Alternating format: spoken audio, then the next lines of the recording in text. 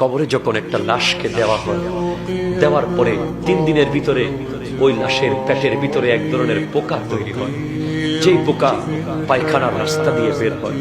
বের হওয়ার পরে কবরে এমন দুর্গন্ধ ছড়ায়, অন্য সব পোকাগুলোকে ডেকে নিয়ে আসে। সমস্ত পোকামাকড় কবরে আসে, এসে খুবলিয়ে খুবলিয়ে ওই লাশটাকে খেতে থাকে।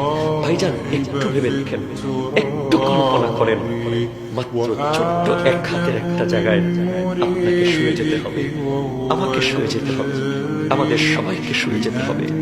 হয়তো সেটা কালকেও হতে পারে, সেটা পরশুদিনও হতে পারে, আমরা কেউ জানি না।